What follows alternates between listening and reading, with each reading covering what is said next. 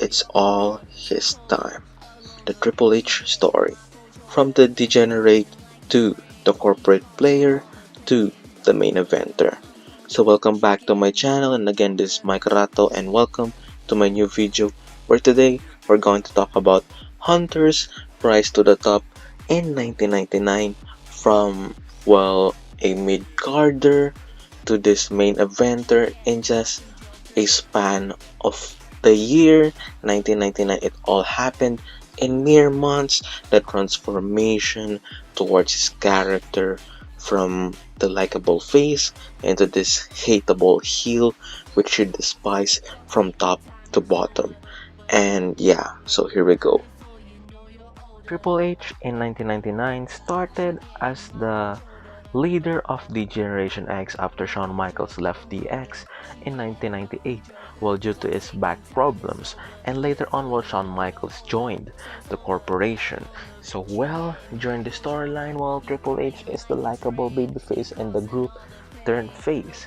So well, now the Generation X is doing face stuff basically. Well, yeah, they're doing this memorable stuff within each other, so on and so forth. And well, his first feud in 1999 was against Kane, I think, which China also turned on DX. She joined the corporation, and so on and so forth.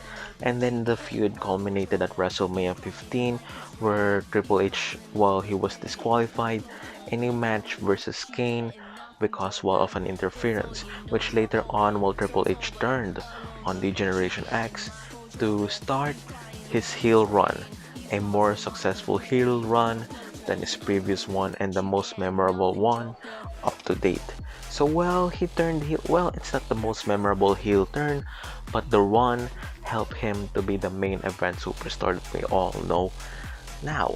So he turned on the Generation X, and DX, well, they were struggling. Members are actually getting lesser and lesser with the absence of Shawn Michaels and Triple H. Well, I think the only members by the time is New Age Outlaws, X-Pac.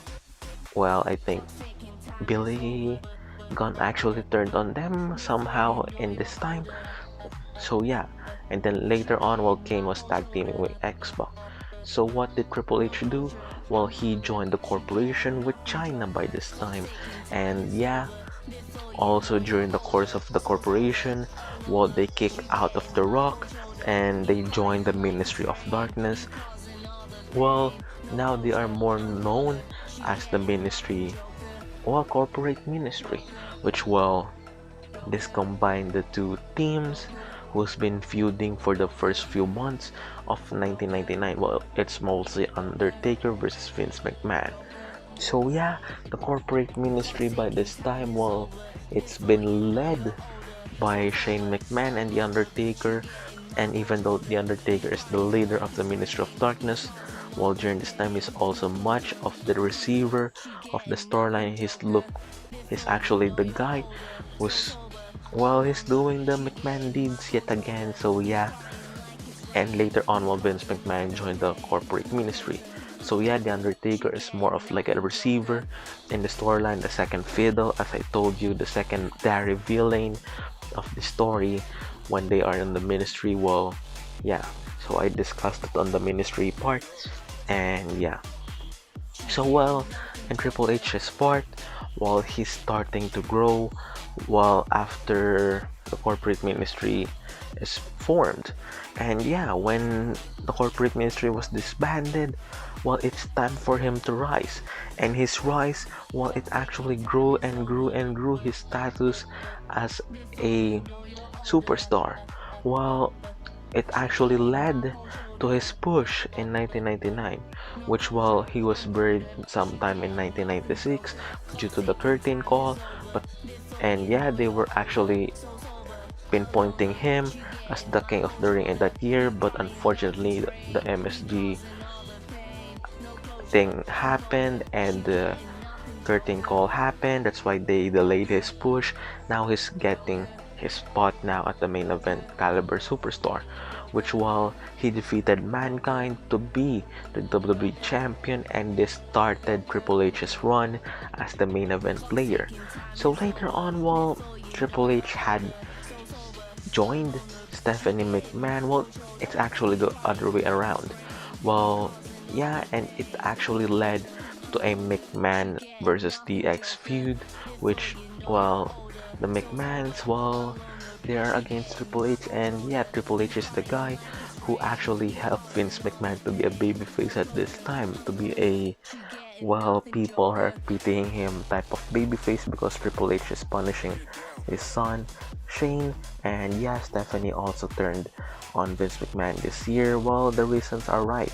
Well, you made your daughter almost marry a dark priest, and you actually led with your group kidnap her in those reasons. And Triple H, well, the McMahon Hemsley era was born, while he now as the dominant champion. Well, even though he lost the title to the Big Show in 1999, well, he regained it nonetheless. Big Show's reign was actually more of a transitional champion. So, well, Triple H is now on the top of the mountain. He is now the main event player, and yeah, he is the WWE champion by that time.